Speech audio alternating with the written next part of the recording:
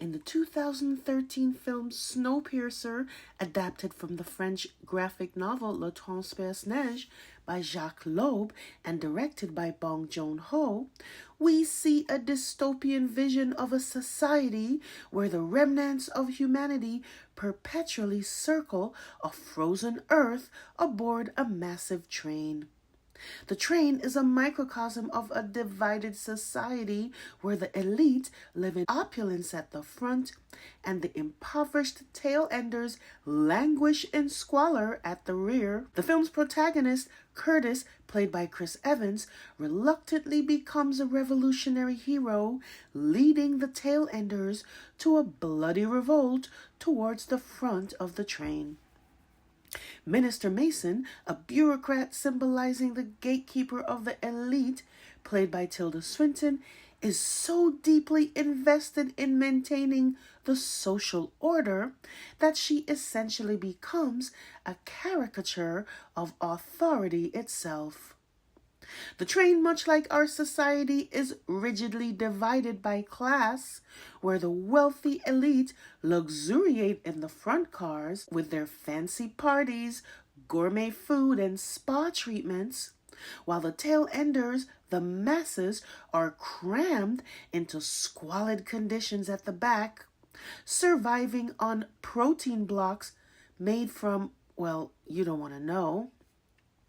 Much like the present-day elite, the front car passengers are completely disconnected from the reality of those in the rear. They maintain their position through a carefully crafted narrative about knowing their place and maintaining order. When the tail enders finally revolt, they discover that even their rebellion was anticipated and engineered by those in power as a way to maintain population control. Snowpiercer serves as an allegory for the unsustainable nature of extreme wealth disparities, warning that if the gulf between the affluent and the impoverished continues to widen, the system risks hurtling towards destruction, a foreboding of today's increasingly polarized world. Snowpiercer isn't just showing us a dystopian fantasy, it's holding up a mirror to our own runaway train of inequality. When society becomes an express train of excess for the few and bare survival for the many, the tracks can only lead to one destination: catastrophic collapse. Folks, every time you think these people can't get any more out of touch, they find new ways to surprise us. You may have seen last week Charles visiting a food bank in a helicopter. And forgive me if I'm wrong, but if you happen to reign over a $28 billion empire, shouldn't you at least have food to donate when visiting a food pantry? Or I don't know, maybe he was just there to collect his rent. And folks, do you think they're listening? Every time Kate thinks she's off the hook with one of her cancer-free stunts or her, oh, she still needs time to recover so she can't do any engagements, it seems the family yanks the chain again, and suddenly she's making a last-minute appearance at a Holocaust memorial with William. They're not even bothering to pretend anymore that they don't live together. Anyway, Kate showed up wearing this chic Chanel purse. Now, this did more than provide material for the style section of your favorite newspaper. The significance of wearing Chanel to a Holocaust memorial was not lost on those versed in history. Now, during World War II, when the Nazis occupied Paris in 1940, Mademoiselle Chanel became romantically involved with Baron Hans Gunther von Dinklage, a Nazi intelligence officer. She then became known as Agent F7124, codenamed Westminster, working for German military intelligence. She participated in Operation Modelhut, in 1943, attempting to use her connections with Winston Churchill from her previous affair with his friend, the Duke of Westminster, in order to broker peace terms favorable to Germany. Now, after the liberation of Paris, while other collaborators were having their heads shaved in public, Chanel merely faced brief questioning. She then fled to Switzerland for 9 years, and then, in perhaps the greatest rebrand of the 20th century, returned triumphantly to relaunch her fashion house in 1954. Moral of the story: if you're wealthy and influential enough, even Nazi collaboration can be transformed into just another vintage accessory. But let's be honest, folks. Do you really think Kate knew any of that? I would be really surprised if she did. Kate's team does not seem to be the most diligent. Later in the day, there was this report about Kate visiting a children's hospice. Now, folks, remember these are the same people telling us she visited the Marsden Hospital back in December to hand out gifts, but that it was in secret, you know. Now, look, I'm all for Kate doing these visits. There's a saying that goes, "Don't pee down my leg and tell me it's raining." Here we have the press making up stuff about her going through back doors unnoticed. Now, we know that Kate travels everywhere with a security detail, but she wants us to know that she can also do it in secret, you know. So I guess they're pretty much admitting that this is just a photo op. See what happens when you paint yourself into a corner? Why announce it to the world when you can do it in secret? But what really struck me with seeing these images is how affectionate Kate has become. It seems that the long-standing royal protocol against hugging the common folk was done away with after a certain newcomer entered the picture. And then there's William, who also turned up at a tenant farm the other day, presumably to ensure that feudalism remains a thing, arriving in, you guessed it, a helicopter. Nothing to see here, folks, especially when there's a huge salary increase on the line. That's right. It was reported that the sovereign grant is expected to increase by another £45 million from last year to now a total of £132 million. Now, royalists will tell you that this is all self-contained cash derived strictly from the profits of the Crown estate. But if you recall, back in October of last year, turns out much of these profits are from Charles and William's duchies cashing in on charging rents to charities, schools, even the NHS, and that they are some of the worst slumlords in Britain, with tenants complaining of lack of heat during winter and mold infestations. It was also revealed this week that William receives £1.5 million per year from Dartmoor, an empty prison that had to close last year over fears of toxic gases. And he is expected to continue to receive money funded by the taxpayer from this empty prison for the next 24 years. Must be nice. And folks, you want to know what keeps this scam going? The worship of billionaires. In a report this week by The Guardian, the wealth gap between the richest and the poorest increased by 48%. And that nearly 2/3 of Britons are concerned about the growing influence of the super rich in government. The report goes on to say that there is an imminent risk of societal collapse. Now, there's always going to be defenders of this status quo. For instance, you can't say anything critical about this family, who has earned nothing throughout their lives and have used their tremendous privilege as an example of how to manipulate the press and carry out their petty agenda, rather than actually doing something meaningful to alleviate the suffering of everyday Britons. But I suppose when you need a helicopter to travel just a few blocks from one of your many homes, you might need a budget increase for that. And whatever happened to reducing carbon footprint? I always thought one good thing about Charles was his stance on the environment. But it turns out that lessening your carbon footprint is only for the little people. Now, I wanted to circle back on this follow-up I saw in Marie Claire this week, talking about her secret chemo visits, entering through the back door unnoticed by the paparazzi, and how lonely it was for her. Just basically doubling down on the lies. So what happened? Was William too busy going to one of his many football games? Or what about Carol or Pippa? Couldn't they have come with you, Kate? Or are you forgetting that you already said that you were being looked after at home and that your mom was your nurse? It's so hard to keep up with all the lies. Now, I do believe that Kate was being looked after last year by her mom at home, but I don't believe it's for the reason that they are telling us. I think something catastrophic may have happened to her that caused her to be out of commission for a while.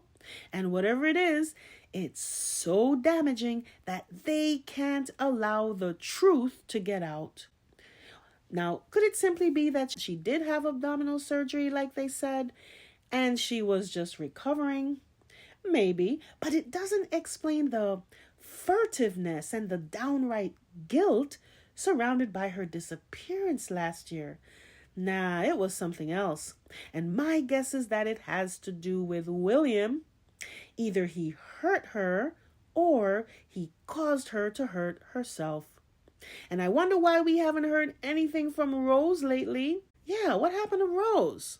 It was reported back when the affair rumors had first started that Kate had banished Rose from Amner Hall and had given William an ultimatum. What a life. It seems Kate has been doing that all throughout their marriage and before, begging William to stop seeing this woman or that woman or else. It's no wonder she unraveled so completely after Harry left. Oh, you still have doubts about her feelings for Harry? Well, I don't. You might have caught this bit of reportage earlier in the week that Kate is keen to come to the States and meet up with Harry for the sake of reconciling the brothers, of course. Notice it states she only wants to see Harry, no mention of his wife. And folks, are you surprised that Kate misses Harry?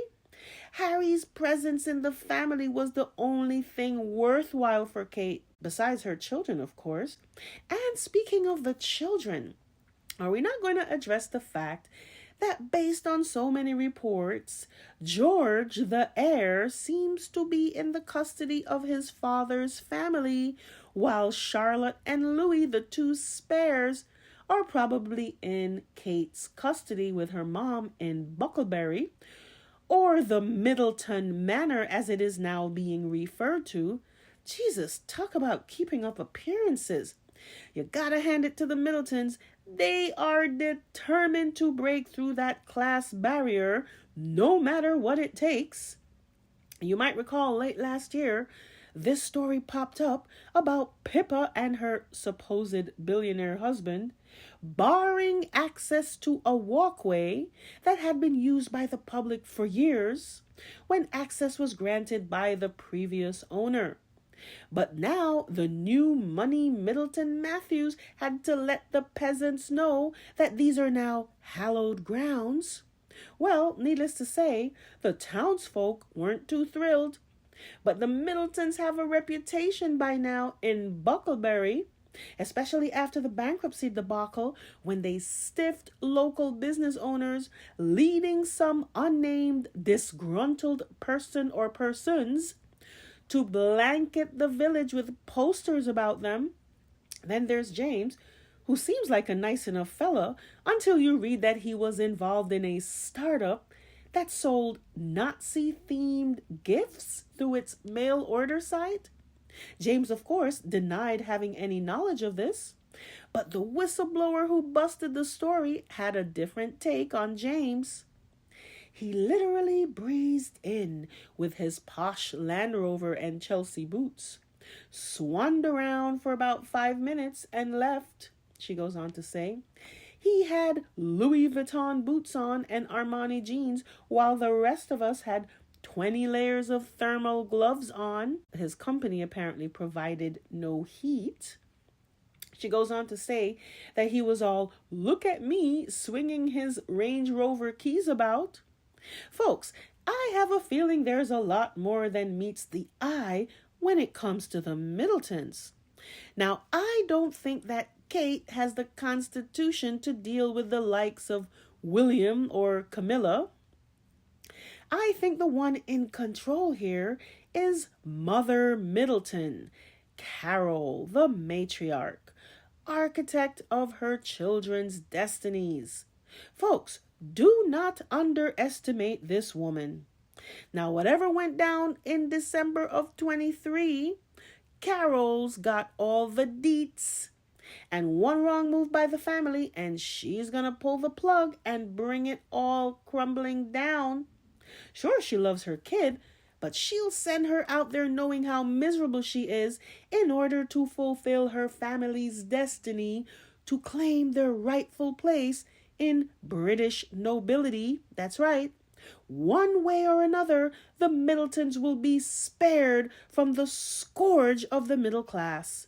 Except everything they do keeps failing. And let's face it, the British press already let us know, in no uncertain terms, that they are broke. Now, we haven't heard anything more again about their financial woes. I just find it a little strange that right after Kingston's death last year, there was suddenly a rash of headlines about how broke they were. They could not even pay the administration fee, it said. Ouch!